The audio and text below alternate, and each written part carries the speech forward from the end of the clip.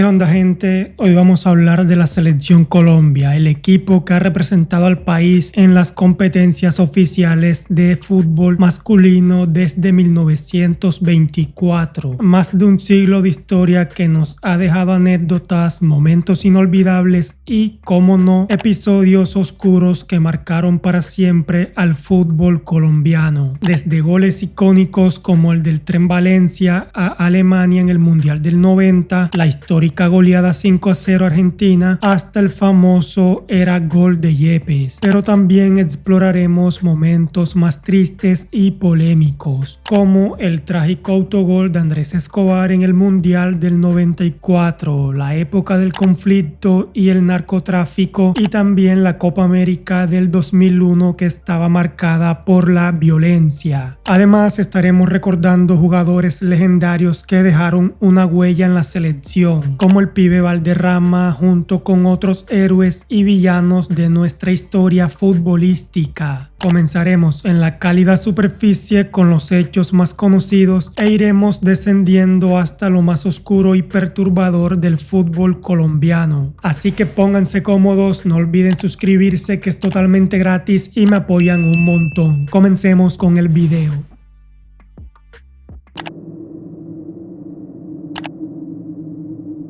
Bueno, primero vamos a empezar hablando de uno de los momentos más importantes en la historia del fútbol colombiano, el 5-0 de Colombia contra Argentina. La historia de la selección Colombia está marcada por episodios memorables, pero pocos han calado tan profundamente en la memoria colectiva como el 5-0 contra Argentina en 1993. Este resultado no solo simboliza un éxito deportivo, sino también un hito que transformó la percepción del fútbol colombiano en el ámbito internacional. A comienzos de los 90, el fútbol colombiano estaba en una etapa de consolidación. La generación dorada de jugadores como Carlos Valderrama, Freddy Rincón y Faustino Asprilla comenzaba a destacarse en el panorama sudamericano. Bajo la dirección de Francisco Maturana, Colombia adoptó un estilo de juego basado en la posesión y el toque, una identidad que empezó a dar frutos en torneos continentales. El partido contra Argentina, disputado el 5 de septiembre de 1993, era clave para definir la clasificación al Mundial de Estados Unidos de 1994. Jugar en el Estadio Monumental de Buenos Aires, una fortaleza histórica de la selección argentina, representaba definitivamente un desafío gigantesco. En ese momento Argentina era bicampeona mundial y contaba con figuras de la talla de Gabriel Batistuta y Fernando Redondo. Para muchos, una victoria colombiana parecía imposible. El partido comenzó con una Colombia cauta pero confiada en su plan de juego. A los 41 minutos del primer tiempo, Freddy Rincón abrió el marcador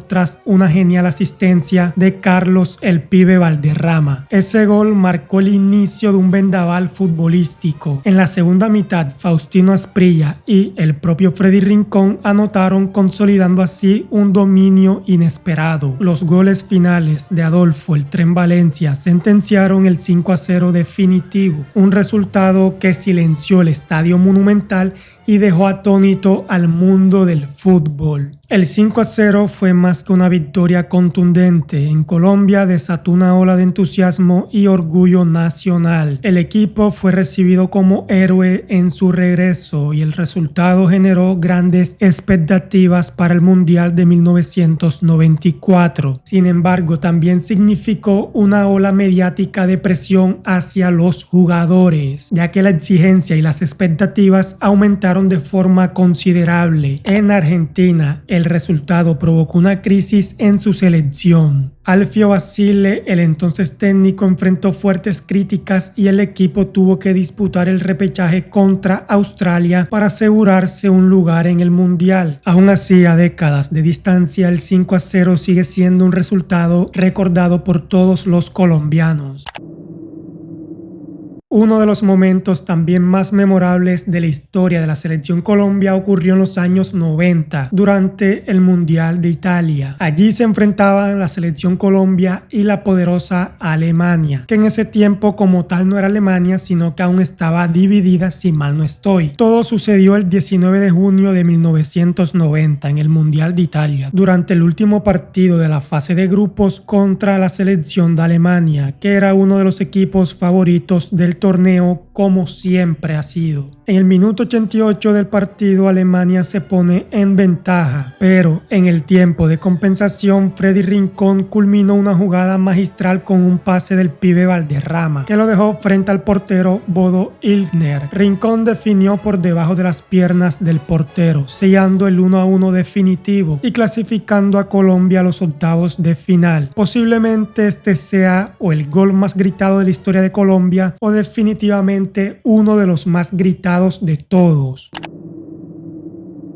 Si hay un momento que encapsula la audacia del fútbol colombiano fue cuando René Higuita en el estadio de Wembley hizo el escorpión, esa mítica jugada que quedó enmarcada en la historia del fútbol mundial. Ocurrió el 6 de septiembre de 1995 en un amistoso contra Inglaterra en el mítico estadio de Wembley. El partido estaba empatado 0-0 cuando en el minuto 20 un centro largo de Jamie Redknapp tomó dirección hacia el arco colombiano. La mayoría de porteros probablemente optarían por hacer una tajada tradicional, pero es que aquí estamos hablando del loco René Higuita. Fiel a su estilo irreverente, optó por algo nunca antes visto. Con una sincronización perfecta, René saltó hacia adelante, arqueó su cuerpo en el aire y despejó el balón con los talones, ejecutando una acrobacia que dejó atónitos a los 50.000 espectadores presentes en aquel amistoso. Por otro lado, el Bolillo Gómez se enojó demasiado por esa jugada, expresando lo siguiente: ¿cómo vas a hacer eso? ¿No ves lo peligroso que es hacerlo? Nos hacen un gol y ¿qué pasa? La respuesta de Higuita, fiel a su estilo, para el técnico de la selección Colombia en aquel entonces fue la siguiente: pues ya lo hice, salió bien y qué.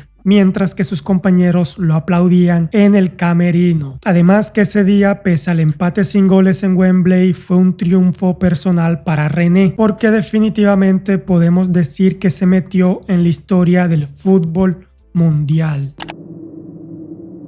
4 de julio del 2014 y Colombia se enfrentaba a Brasil, el anfitrión del mundial. El epicentro de aquel partido sería el Castelao de Fortaleza. Los cafeteros venían en un estado de gracia, con un James Rodríguez brillante que lideraba como goleador del torneo. Por otro lado, Brasil, con el peso de la historia y el apoyo de toda una nación, buscaba cumplir con las expectativas y avanzar a semifinales. El ambiente estaba cargado de tensión y emoción y el partido prometía ser una batalla inolvidable. Y ocurrió un hecho que marcó la historia de los aficionados colombianos. En un ataque desesperado por empatar, el capitán Mario Alberto Yepes logró rematar el balón al arco tras un enredo en el área brasileña. La pelota cruzó la línea, o al menos eso parecía, pero el árbitro español Carlos Velasco Carballo invalidó la acción, alegando supuestamente un fuera de juego previo que nunca existió. La decisión fue instantánea, pero el debate comenzó de inmediato. En Colombia, la jugada fue revisada una y otra vez por los medios de comunicación, los aficionados y los analistas. Para muchos, el gol de Yepes era legítimo y su anulación fue vista como una injusticia que afectó el destino del partido. La frase "era gol de Yepes" se convirtió en un grito de indignación colectiva, representando la frustración de un país que veía como sus sueños de alcanzar una semifinal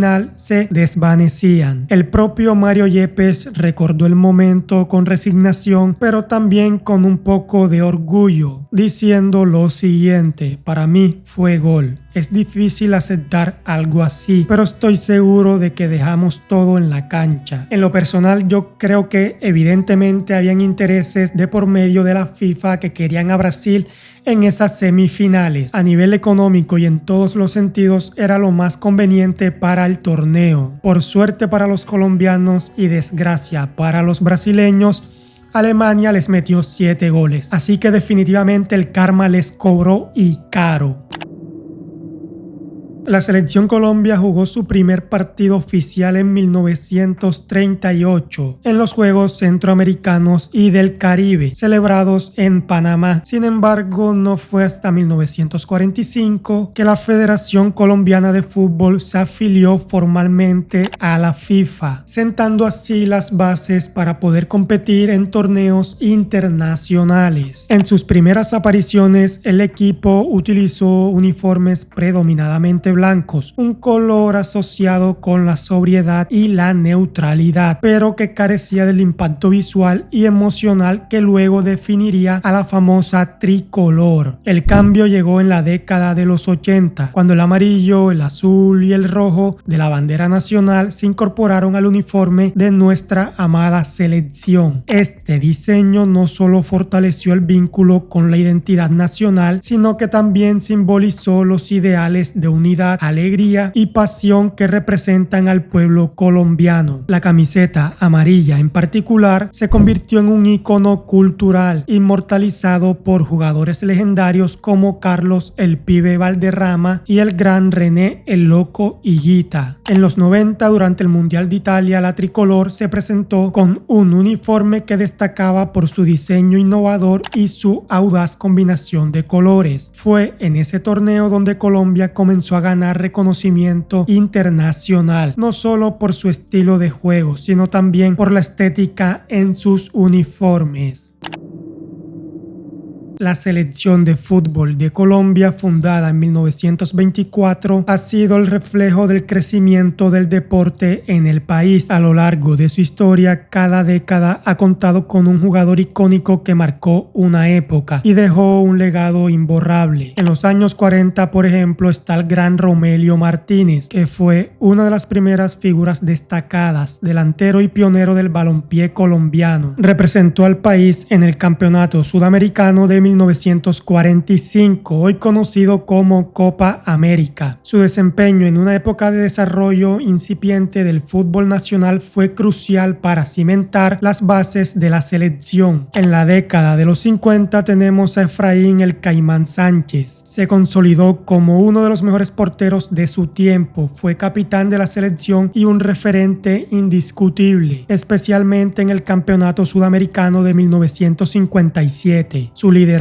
y talento bajo los 3 palos lo convirtieron en una leyenda temprana del fútbol colombiano. Los años 60 estuvieron marcados por la magia de Delio Maravilla Gamboa, mediocampista y delantero. Gamboa fue fundamental en la primera clasificación de Colombia a una Copa del Mundo en Chile en 1962. Su habilidad técnica y visión de juego lo convirtieron en una figura clave durante esa década histórica para el país. Luego, en los años 70 tenemos al gran Willington Ortiz. Emergió como uno de los jugadores más destacados, conocido por su velocidad y capacidad para el dribbling. Ortiz brilló en las eliminatorias mundialistas y en los torneos internacionales, dejando un legado imborrable en la selección y siendo considerado uno de los mejores jugadores colombianos de todos los tiempos. Luego, la década de los 80 fue testigo del ascenso de Carlos el Pibe Valderrama, cuya visión de juego y precisión de pases lo consolidaron como el cerebro del equipo. Aunque su auge llegó en los 90, Valderramas comenzó a brillar en los años 80, cimentando su reputación como uno de los mejores mediocampistas en la historia del fútbol colombiano. En los años 90 tenemos a Faustino el Tino Asprilla, que se convirtió en un ícono gracias a su creatividad y talento goleador. Fue protagonista en la histórica victoria 5-0 contra Argentina en el 93 y también es muy recordado por aquel triplete hat-trick contra el Barça en Champions. En los años 2000 tenemos al liderazgo marcado por Iván Ramiro Córdoba, defensa central y capitán del equipo que ganó la Copa América del 2001, el único título oficial en la historia de la selección Colombia. En la década de los años 2010, James Rodríguez brilló como una de las figuras más destacadas, siendo el Mundial del 2014 donde alcanzó su cúspide futbolística, ganando la Bota de Oro al ser máximo goleador del torneo y marcó también uno de los golazos más icónicos y lindos de una Copa del Mundo en aquel partido contra Uruguay que Colombia ganó 2-0. Su talento y liderazgo llevaron a la selección Colombia a alcanzar los cuartos de final por primera vez en su historia. También quiero hacer mención especial a futbolistas como Falcao, Arnoldo Iguarán, Freddy Rincón, René Higuita, Leonel Álvarez y muchísimos otros más. En la caja de comentarios, si se me escapa uno, por favor no olvides comentarlo, que te estaré leyendo, porque la verdad es que hay muchísimos, por eso no los puedo mencionar a todos.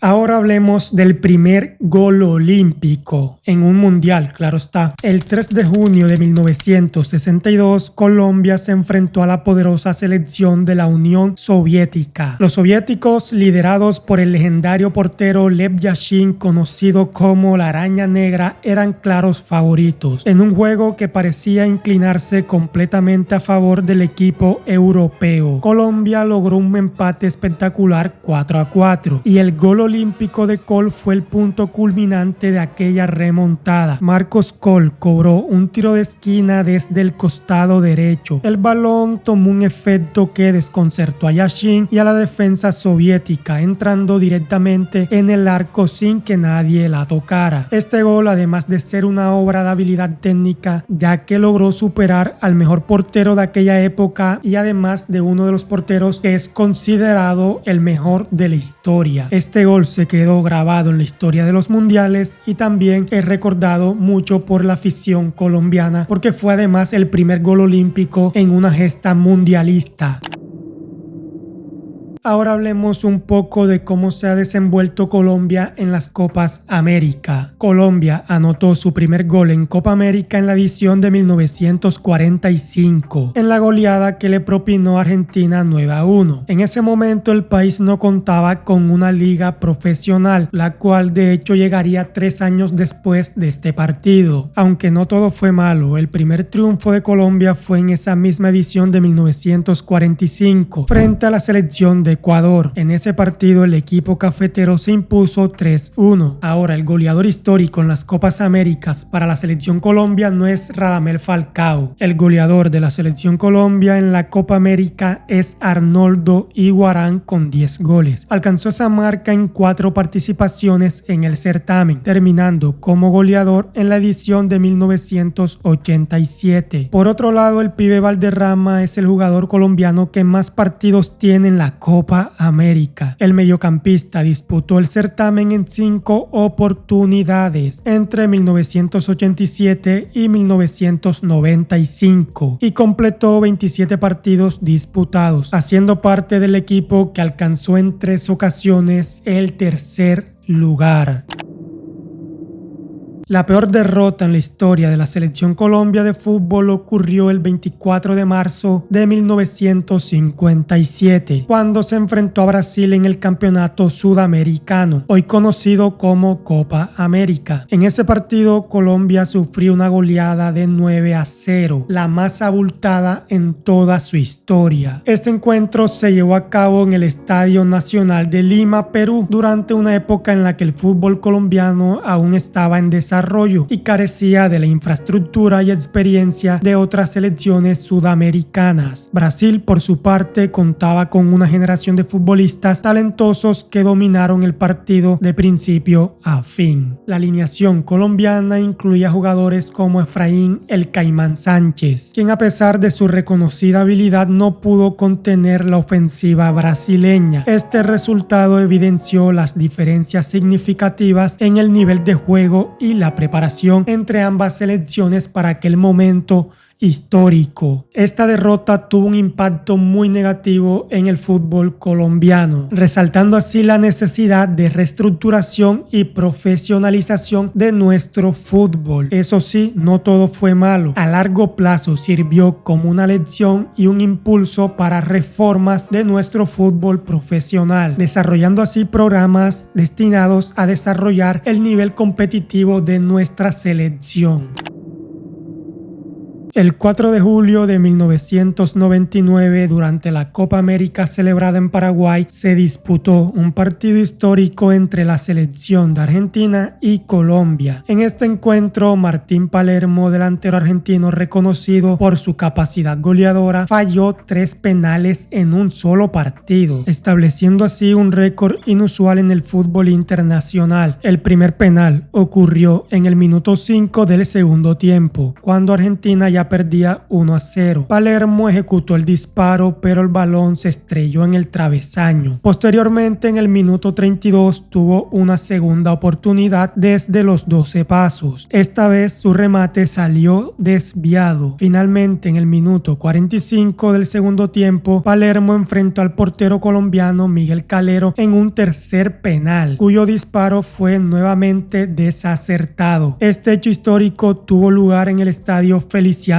Cáceres de Luque y el resultado final fue una victoria para Colombia por 3-0. Los goles colombianos fueron anotados por Iván Ramiro Córdoba, Edwin Congo y Jonier Montaño, pero lo más recordado de aquel partido como tal no fue el resultado, sino aquellos 3 fallos de Palermo.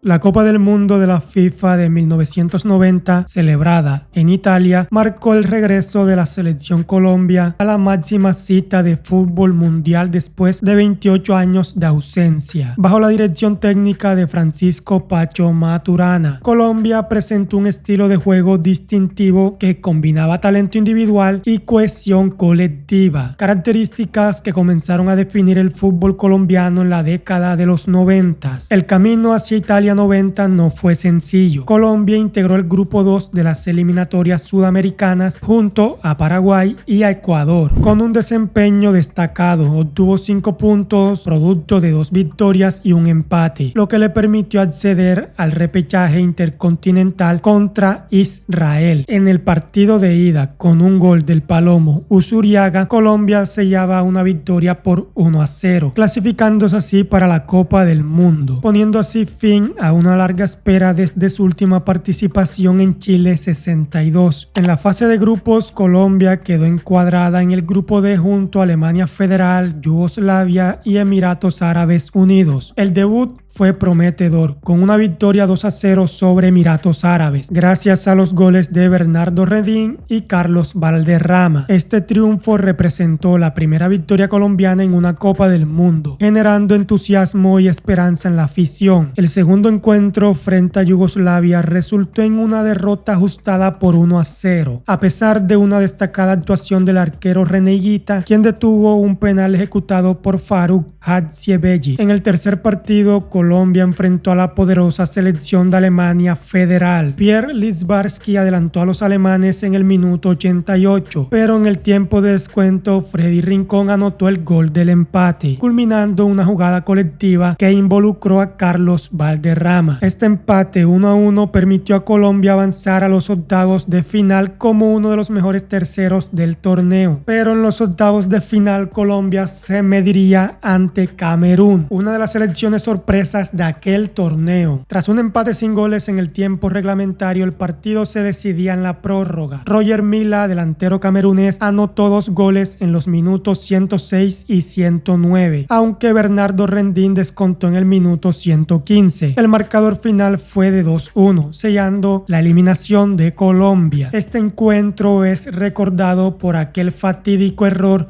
de René el Loco Higuita, quien perdió el balón ante Milla en una arriesgada jugada fuera del área, lo que derivó en el segundo gol de Camerún. A pesar de la eliminación, la participación de Colombia en Italia 90 dejó, la verdad, una huella imborrable en la retina de todos los colombianos. La verdad es que el equipo en aquel mundial demostró un juego atractivo y competitivo, ganándose el respeto en el ámbito internacional. La actuación en este mundial sentó las bases para una generación dorada que alcanzó logros significativos en los años siguientes.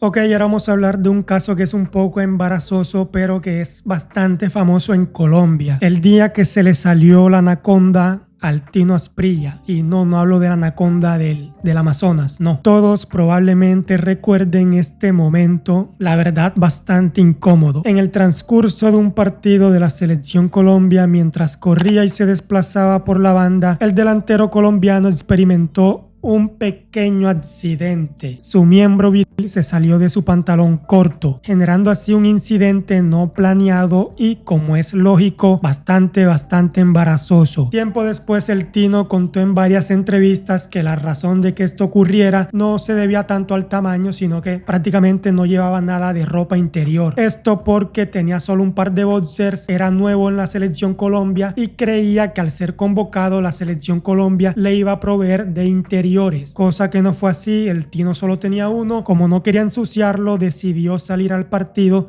sin ropa interior. Mala idea, en mi opinión. Total, es que al día siguiente del partido, al revisar los periódicos, vaya sorpresa se llevó. La Copa América del 2001 se celebró en Colombia del 11 de julio al 29 de julio del 2001, valga la redundancia, siendo la primera vez que el país albergaba este torneo continental. Este evento se desarrolló en un contexto complejo, marcado por el conflicto armado interno y el proceso de paz liderado por el gobierno de Andrés Pastrana. Durante el primer semestre de 2021, el grupo guerrillero de las FARC perpetró varios ataques terroristas, lo que generó incertidumbre sobre la viabilidad de la sede. No obstante, el 5 de julio dijeron: mira, me la pela, la Copa América será en Colombia. Así que la sede fue ratificada para Colombia, lo que representó, la verdad, un desafío logístico y de seguridad significativo. En fase de grupos, Colombia hace puntaje perfecto. En cuartos de final vence a Perú 3-0 y en semifinales vence por 2-0 a la poderosa selección hondureña. La final se jugó en Bogotá, donde Colombia venció por 1-0 a México, con un increíble golazo de Iván Ramiro Córdoba, concretando así el primer y único título alcanzado por la selección Colombia en toda su historia. Aunque este título se vio un poco manchado por la ausencia de la selección de Brasil de sus titulares, ya que mandó una selección de reserva, y por la ausencia de la selección de Argentina, igualmente yo creo que es un título que tiene y cuenta con todas las de la ley para ser un título, la verdad, de peso para Colombia. Si me van a decir o me van a tachar de que esta Copa América no cuenta, entonces no cuenten las Copas Américas que se hacían en 1940 por allá lejos, en donde solo participaban a lo mucho 4 selecciones.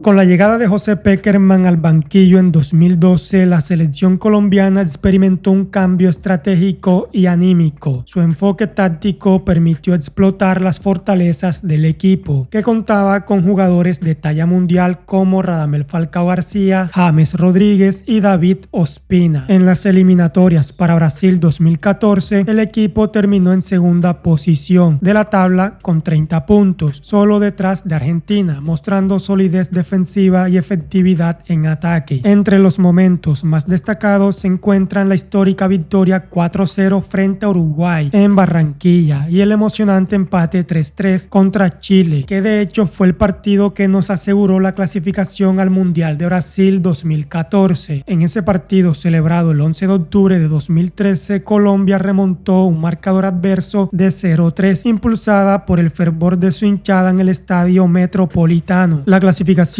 fue celebrada como un triunfo nacional, revitalizando la confianza en el fútbol colombiano. En mi memoria, de hecho, guardo con mucho cariño ese partido y recuerdo la increíble celebración que se formó.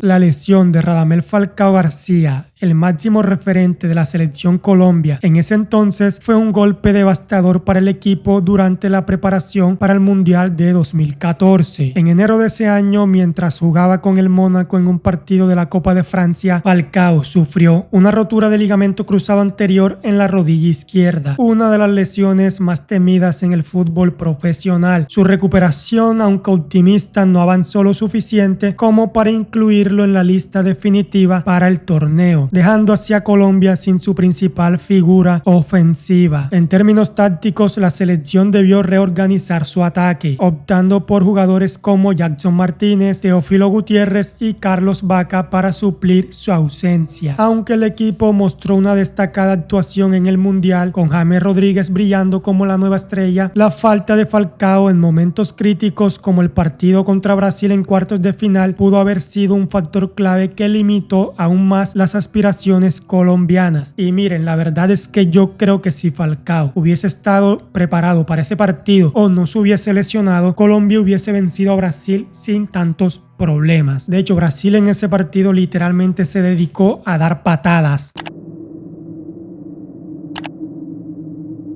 Aunque no lo crean, hace mucho tiempo el Junior de Barranquilla o el Atlético Junior representó a la selección Colombia en un torneo internacional oficial. Esto ocurrió, según algunas fuentes, porque ciertos equipos de la capital se negaron a prestar a sus jugadores. El equipo de Junior, reforzado por jugadores de Santa Marta, fue seleccionado para representar al país. Esta decisión generó controversia a nivel nacional, ya que distintas regiones deseaban ver a sus jugadores en el equipo. El diario El Heraldo de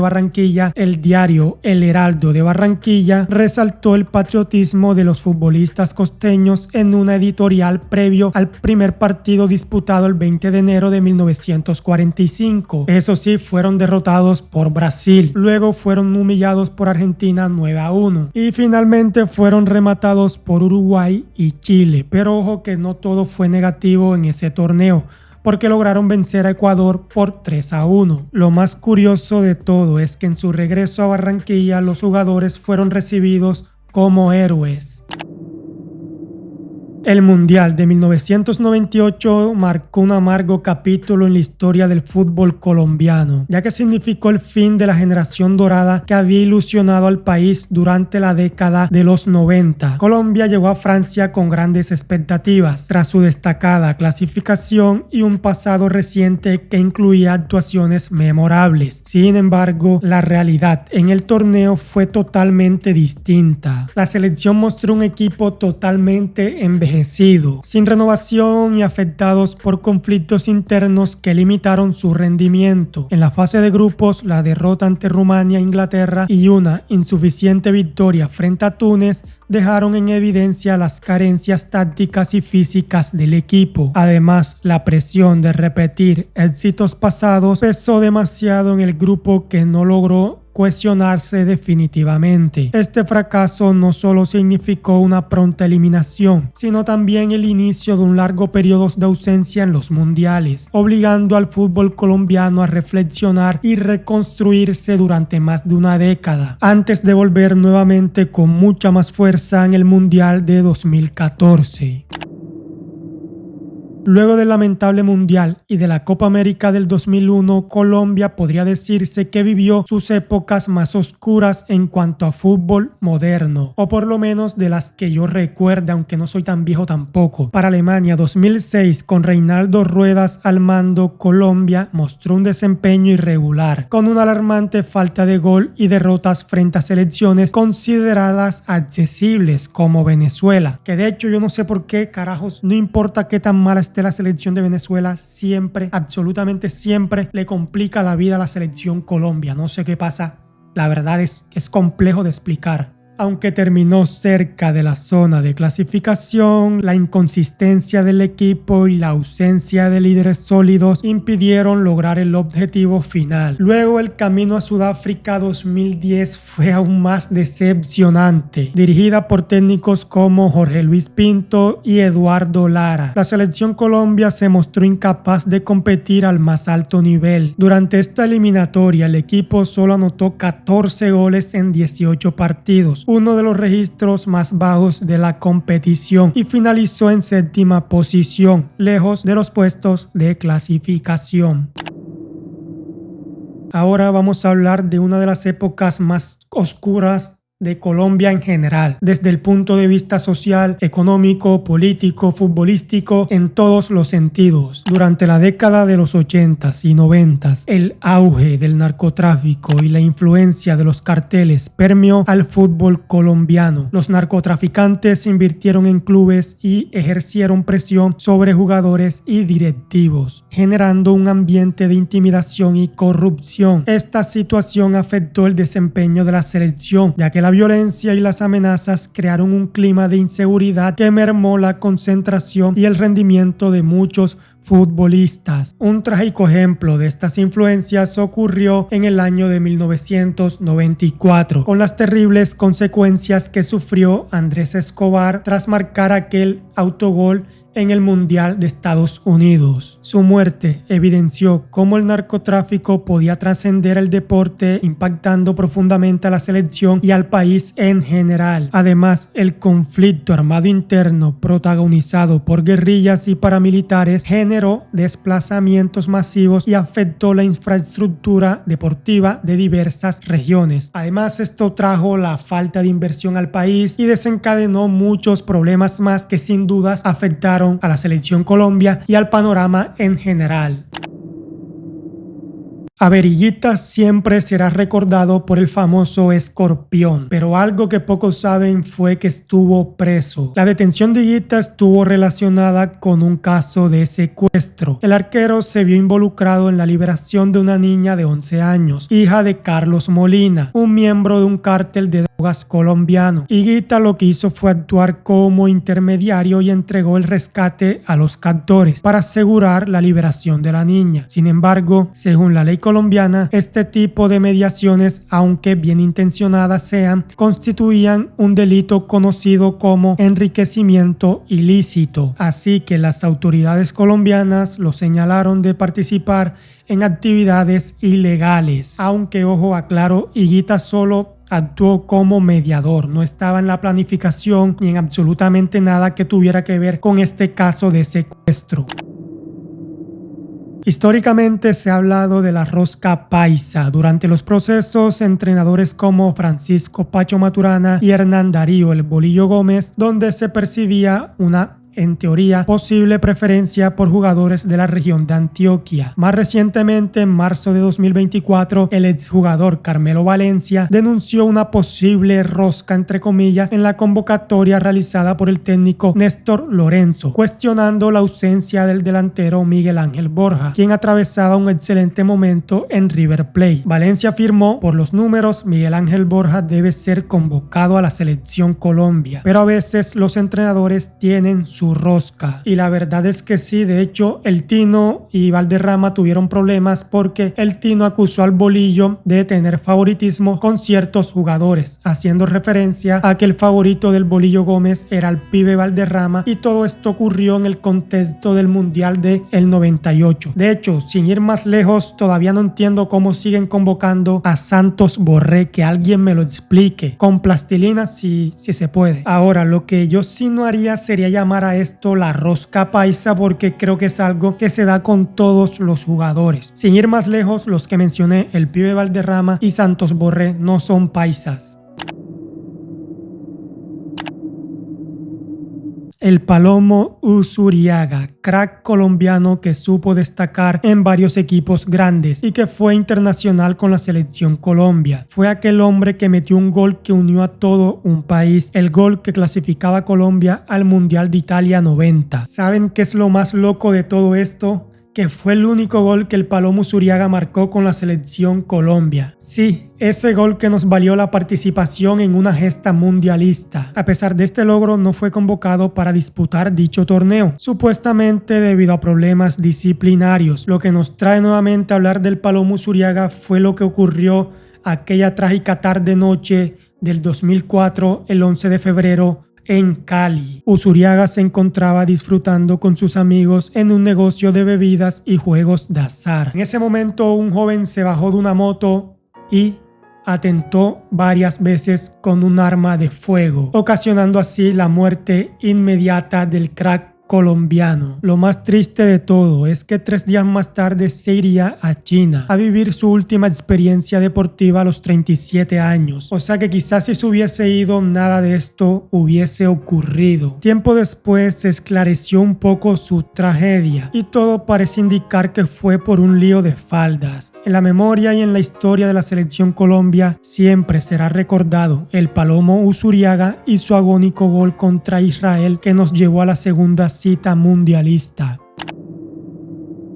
En el contexto del Mundial de Estados Unidos 1994, Colombia llegaba como uno de los equipos favoritos tras una impresionante campaña de clasificación que incluyó la histórica victoria 5-0 sobre Argentina. Además, Escobar, pieza clave en la defensa, representaba la esperanza de una generación de jugadores que buscaba consolidar a Colombia en la élite del fútbol internacional. Sin embargo, el torneo no fue como esperaba. Tras perder 3-1 contra Rumania en el debut, la selección enfrentó a Estados Unidos en un partido decisivo. Fue en este encuentro, el 22 de junio de 1994, cuando Escobar anotó un autogol al intentar interceptar un centro, un error desafortunado que contribuyó a la derrota por 2-1. La eliminación de Colombia fue un golpe devastador para toda la nación, que la verdad es que había depositado grandes esperanzas en este grupo de jugadores. Este fracaso desató tensiones en un país que vivía bajo la sombra de la violencia y del narcotráfico, donde el fútbol no escapaba de su influencia. El autogol de Escobar se convirtió en un símbolo de decepción nacional y, trágicamente, fue utilizado como pretexto para un acto de violencia fatal. 10 días después del partido contra Estados Unidos, Andrés Escobar se encontraba departiendo con unos amigos en una discoteca en Medellín. En la madrugada del 2 de julio de 1994, tras salir de un bar con amigos, fue abordado en el estacionamiento por un grupo de hombres, guardaespaldas de los hermanos Gallón Henao, conocidos narcotraficantes de la región. Durante una discusión, Muñoz Castro atentó en 6 oportunidades contra la integridad de Andrés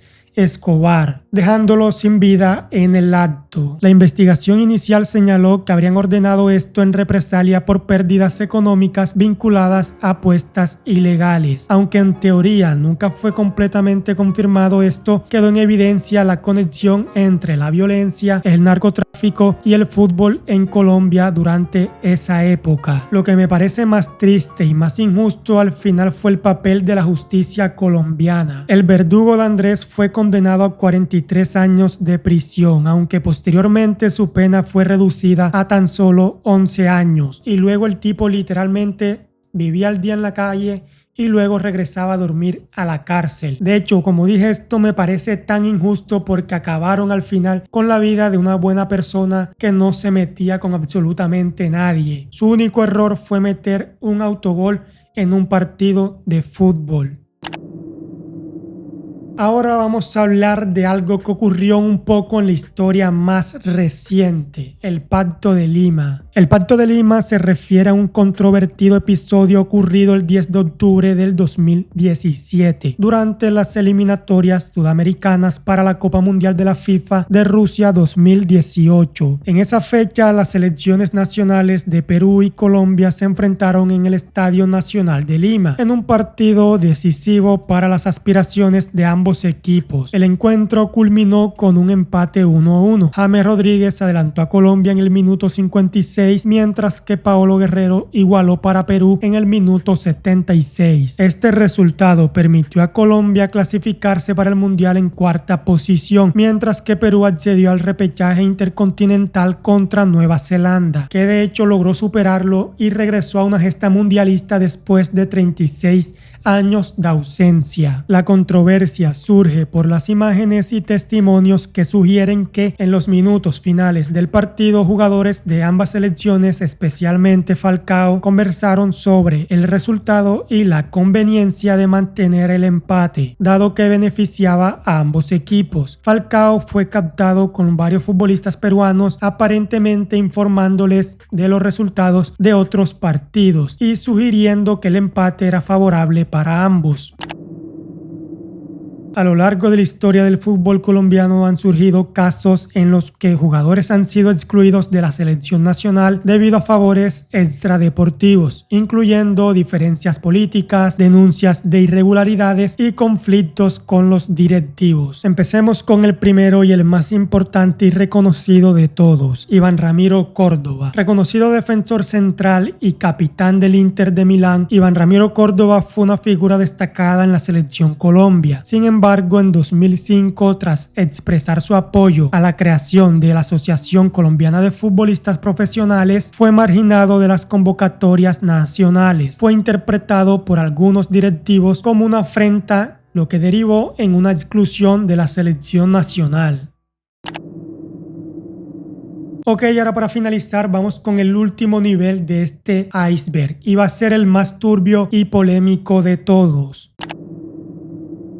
Ahora nos vamos a alejar un poco de lo que vendría siendo la selección Colombia y nos vamos a centrar como tal en el fútbol colombiano, que de hecho es el que nutre a la selección Colombia de jugadores. Algo que sin dudas ha manchado la historia de nuestro fútbol es la intervención de las mafias y el narcotráfico. Durante los 80s el narcotráfico en Colombia se encontraba en su apogeo, con el cártel de Medellín y el cártel de Cali como protagonistas. Estos grupos vieron en el fútbol la oportunidad de lavar dinero y de blanquear capitales y obtener legitimidad social. En este contexto, clubes como Atlético Nacional y América de Cali se convirtieron en emblemas de esta infiltración. Pablo Escobar, por ejemplo, líder del cártel de Medellín, mostró su apoyo a Atlético Nacional. Pero ojo, porque tiempo después el mismo hijo de Pablo Escobar salió a desmentir esto, alegando que Pablo Escobar como tal no es hincha de Nacional, sino del Independiente Medellín, que de hecho es el rival de patio de Nacional. Así que por ende tú no quieres que tu rival de patio gane Copas Libertadores, porque no tiene sentido absoluto. Igualmente los rumores existen, pero como tal no hay nada comprobado. Bajo su influencia o su hipotética influencia se dice que el club experimentó un periodo dorado que culminó con la conquista de la Copa Libertadores en 1989, siendo el primer equipo colombiano en lograr este título. Sin embargo, este éxito no estuvo exento de controversias. De hecho, se señalaron casos de sobornos e intimidaciones a árbitros, como el famoso partido contra Danubio, en donde se dijo que un árbitro fue presionado para favorecer al equipo colombiano. Bien vestido, traje, corbata, y bueno, con una maleta, maletín. Lo abrió y nos dijo muy simplemente así, dice: mire muchacho, acá hay $250.000. De ustedes, llévenselo, tranquilo, acá van a salir de Colombia sin problema. Y bueno, nos miramos los tres y a mí se me ocurrió decirle, porque sabía cuál era el pensamiento del arbitraje argentino, de mis compañeros también. Sí. Dije: mira, nosotros acá, antes de eso nos rompieron todo, o sea, teléfono, no dejaron un cable sano, arrancaron todos los otros que estaban todos drogados, todo dado vuelta ahí. Sí. Y digo: mira, nosotros acá vinimos a trabajar como corresponde,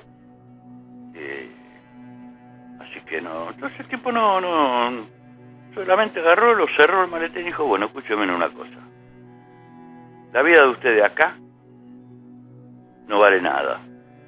Por su parte, el cártel de Cali, dirigido por los hermanos Rodríguez Orejuela, invirtieron fuertemente en el América de Cali. Durante los años 80 y principios de los 90, el equipo alcanzó la final de las Libertadores en 3 ocasiones consecutivas, aunque la verdad es que no logró obtener ningún título. Los recursos inyectados por el cártel permitieron al América formar plantillas competitivas, pero también lo convirtieron en un símbolo del impacto del narcotráfico en el fútbol. El dinero del narcotráfico no solo llevó a una mejora en la plantilla, sino también en la estructura del fútbol colombiano. Consigo también trajo una época y un clima de violencia. Los estadios se convirtieron en espacios donde se resolvían rivalidades entre cárteles. Además, árbitros, directivos y jugadores fueron completamente objeto de amenazas e inclusive muchos llegaron a ser víctimas de asesinatos.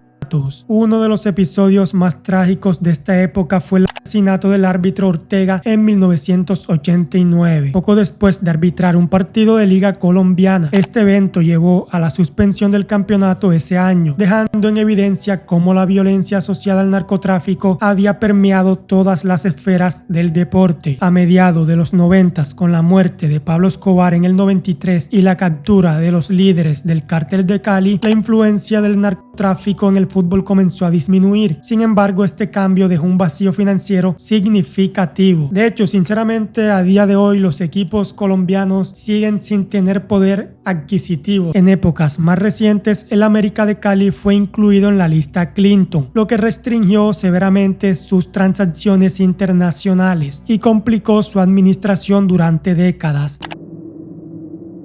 Muchos pesados dicen que Colombia compró la Copa América del 2001. Una de las críticas más destacadas, de hecho, provino del técnico de México, Javier Aguirre, quien tras la final en la que Colombia venció a México 1-0 declaró lo siguiente: todo estaba diseñado para que Colombia ganara, sugiriendo que las decisiones arbitrales y la organización del torneo estaban planificadas para que al final Colombia levantara la Copa América. En parte no lo culpo, porque fama de pagar árbitros ya traíamos de la época del narcotráfico. Sin embargo, es importante señalar que estas afirmaciones no fueron respaldadas por pruebas concluyentes ni por investigaciones oficiales que confirmaran un sesgo arbitral sistemático a favor de Colombia. De hecho, si analizamos esa participación de Colombia en esa Copa América, la verdad es que tuvo un papel bastante bueno y arrollador. De hecho, creo que terminó invicta, o si mal no estoy, recibió muy pocos goles. Así que yo creo que la superioridad de Colombia en esa Copa América estuvo más que clara. Evidentemente, la localía siempre te va a beneficiar. Según el Publímetro, reconocido medio, tras una Copa América de altibajos en 2011, la selección Colombia se alistaba para las eliminatorias rumbo a Brasil 2014, bajo la dirección de Hernán Darío Gómez. Sin embargo, el técnico nunca llegó a dirigir el equipo en esta primera fecha frente a Bolivia, puesto que protagonizó en agosto un escándalo de violencia de género que le costó el puesto. Caso similar a este fue el de Miñía, que también fue acusado de violencia intrafamiliar, y así como ellos, muchísimos futbolistas más de la selección Colombia se han visto manchados por este tipo de acusaciones.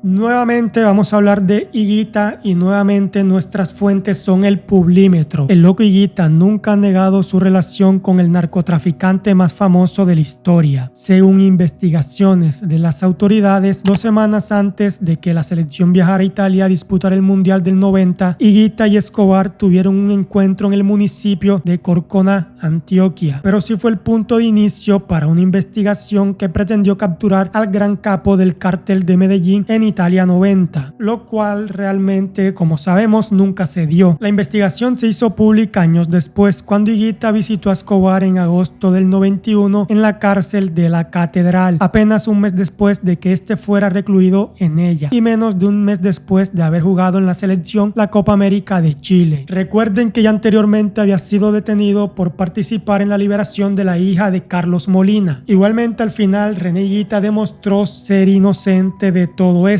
y de hecho fue indemnizado por los Estados Unidos.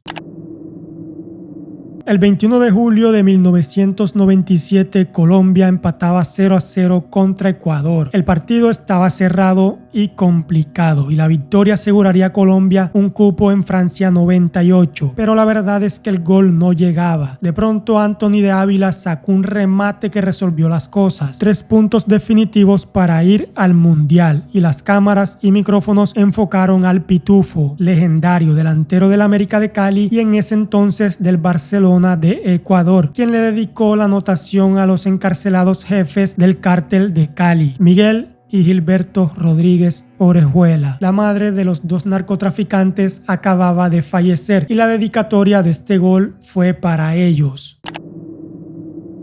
En el Mundial de Francia 98, Asprilla era el gran referente en ataque de la selección Colombia. Acababa de regresar al Parma tras una temporada espectacular en Newcastle. Y si bien no estaba en su mejor estado de forma, su fama y goles lo ponían en la mira de todos. El problema estaba en que en el vestuario de la selección Colombia había un problemita de egos, valga la redundancia. Todo esto explotó cuando el Tino fue sustituido en el primer tiempo contra Rumania. Allí el jugador se descargó contra contra el técnico y otros jugadores. Supuestamente Asprilla dijo que el Bolillo Gómez tenía consentidos en la selección Colombia, ya que había jugadores supuestamente que jugaban peor que él, pero que no los cambiaba, haciendo referencias de hecho al pibe Valderrama. Este accidente hizo que el Bolillo Gómez explotara y vetara de forma definitiva al Tino Asprilla de la selección Colombia. Después de esto, en fechas posteriores, el equipo fue eliminado contra Inglaterra.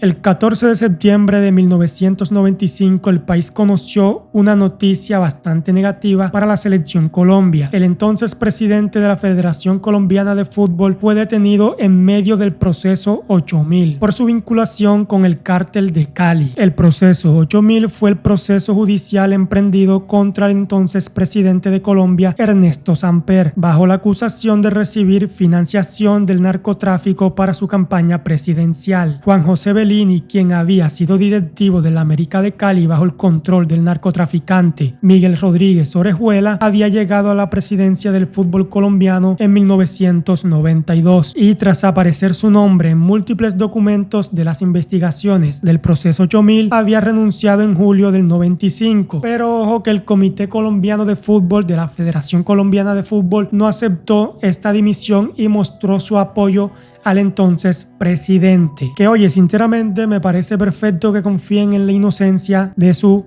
directivo más importante. ¿Por qué no? La verdad, siempre hay que ir con la presunción de inocencia. Todos saben lo que es el FIFA Gate. Lo que no saben es que la selección Colombia se vio manchada por este trágico evento o suceso. El FIFA Gate básicamente es un escándalo de corrupción a gran escala relacionado con la FIFA. En este caso se involucró sobornos, lavado de dinero y manipulación de procesos relacionados en contratos de marketing, derechos de televisión y la elección de sedes mundialistas. Además de todo eso, se destaparon $150 millones en sobornos. Este caso tocó a Colombia el 4 de noviembre de 2015, día en que Luis Bedoya, hasta ese momento el zar todopoderoso del fútbol colombiano, el dirigente que más contratos de patrocinio había firmado para convertir a la Federación Colombiana de Fútbol en una de las más ricas del continente, se montó en un avión y se fue rumbo a Nueva York a entregarse a la justicia de los Estados Unidos para aceptar su participación en la red de sobornos por derechos de televisión de la FIFA y la Conmebol, que habrían alcanzado los $16 millones.